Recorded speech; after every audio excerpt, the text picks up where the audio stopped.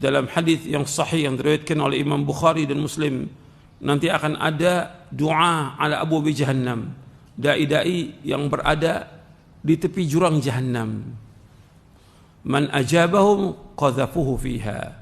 Barang siapa yang memenuhi panggilan para dai tersebut, maka mereka akan mencampakkannya ke dalam neraka.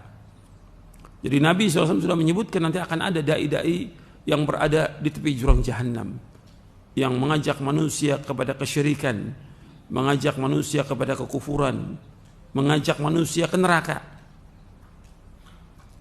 Dan Nabi juga SAW bersabda dalam hadis yang sahih yang diriwayatkan oleh Imam Abu Daud dan yang lainnya dari sahabat Thauban radhiyallahu an, inna akhwafa ma akhafu ala ummati ala immatal mudhillin.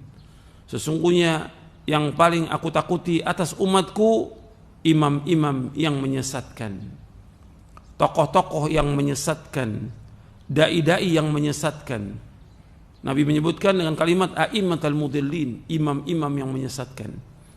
Hadis ini sahih. Makanya kita wajib berhati-hati bagaimana membentengi kita dari syubhatnya mereka, pemahamannya mereka, atau ceramahnya mereka, yang membentengi dengan kita belajar dengan ilmu yang benar, Al-Quran wa Sunnah, dengan belajar, bukan mendengarkan syubhat, bukan mendengarkan ceramahnya mereka, bukan, tapi belajar Quran dan Sunnah, baca kitab-kitab para ulama salaf, baca buku-buku yang mengajarkan akidah yang benar, sehingga kita akan terjaga. Di samping itu juga kita memohon kepada Allah agar kita diberikan hidayah oleh Allah, ditunjuki ke jalan yang benar, ditetapkan di atas Islam dan Sunnah ala fahmi salaf, dan terus seperti itu dan mengamalkannya. Ini penting, ikhwan fiddin, azakumullah, karena zaman ini zaman fitnah dan banyak orang-orang yang pada hakikatnya jelas-jelas sesat. Seorang itu bisa menilai ketika dia orang yang berilmu, tahu ini.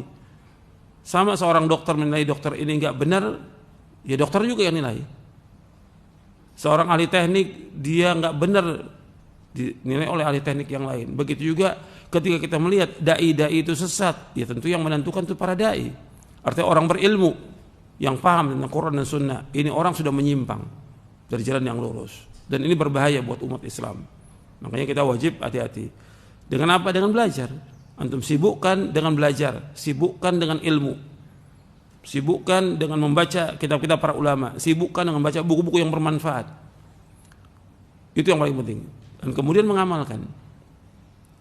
Ini yang paling penting yang perlu saya sampaikan kepada antum, karena banyak yang sibuk dengan media sosial, kemudian mendengarkan ceramah-ceramahnya ahlul bid'ah, kemudian sesat. Dan itu bukan mustahil. Orang itu sesat bukan mustahil. Di zaman dulu aja ada orang-orang yang bertemu dengan sahabat, Masya Allah, baca Al-Qurannya Masya Allah, hafal Qurannya Masya Allah, sholatnya segala macam, sesat. Seperti siapa? Khawarij, hafal Quran, sholat malam, puasa, dan banyak lagi yang lain lakukan, tapi sesat. Makanya antum hati-hati. Jangan tertipu juga dengan banyaknya ibadah orang. Atau bacaan Qur'annya bagus, tapi bagaimana akidahnya? Bagaimana ibadahnya? Bagaimana manhajnya? Bagaimana dia berjalan di atas jalan yang benar atau tidak? Bukan mustahil orang itu sesat. Saya ambil contoh 2. Sebenarnya banyak. Contoh Nafi al-Azruq, seorang yang belajar dengan Ibnu Abbas. Al-Bahr wal-Habr, lautan ilmu. Belajar. Kemudian dia berteman dengan siapa? Temannya ini yang berbahaya, dengan Khawarij. Kemudian nikah dengan seorang Khawarij. Jadi Khawarij dia. Dan memerangi Ali bin Abi Thalib. Ini murid dari siapa? Ibnu Abbas. Orang yang alim didoakan oleh Rasulullah SAW.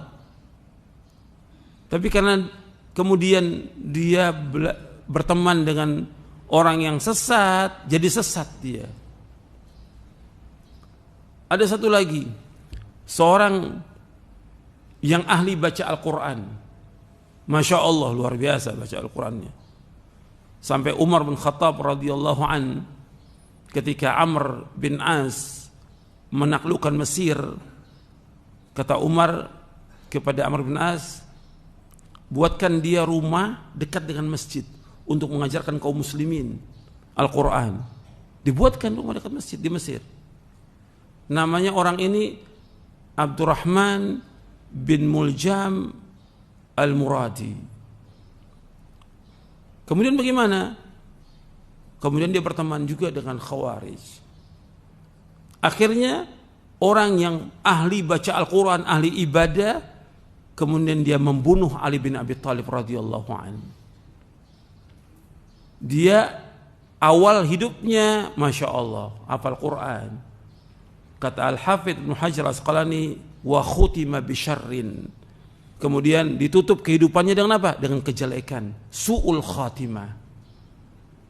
Dia membunuh ahli surga, Khalifatul Rashid Ali bin Abi Thalib radhiyallahu anhu, yang Allah dan Rasulnya mencintai Ali bin Abi Thalib. Allah dan Rasul mencintai Ali bin Abi Thalib. Ahli jannah, dibunuh oleh Abdurrahman bin Muljam Al-Muradi. Akhirnya gimana? Jadi qisas, dibunuh dia. Dibunuh. Berarti di sini kata para ulama, dia mati dalam keadaan su'ul khatimah. Membunuh orang biasa aja itu berat hukumnya di akhirat. Orang muslim biasa dibunuh, berat hukum di akhirat. Sampai dalam satu riwayat disebutkan Allah nggak akan menerima taubatnya orang yang membunuh seorang muslim. Nggak diterima taubatnya. Sampai seperti itu. Sekarang yang dibunuh Khalifatul Rashid Ali bin Abi Thalib radhiyallahu anhu. Jadi ini jadi ibrah pelajaran. Antum belajar yang benar, Quran Sunnah Fahmi Salaf, yakini, amalkan. Jangan cari teman ahlul bid'ah. Jangan cari teman ahlus syirik. Jangan cari teman ahlus syubuhat. Banyak memang teman yang ngajak untuk ngaji juga, tapi antum hati-hati. Bukan mustahil orang itu bisa sesat. Hafal Quran bisa sesat. Dekat dengan Umar bisa sesat. Dekat dengan Ibnu Abbas bisa sesat. Bukan mustahil. Ini hidup nih, hati-hati. Allah muqallibal qulub, maka kita berdoa, ya muqallibal qulub tsabbit qalbi ala dinik. Ya, sampai di sini kajian kita, mudah-mudahan bermanfaat. Wassallallahu Nabi Muhammadin wa ala sahbihi ajma'in.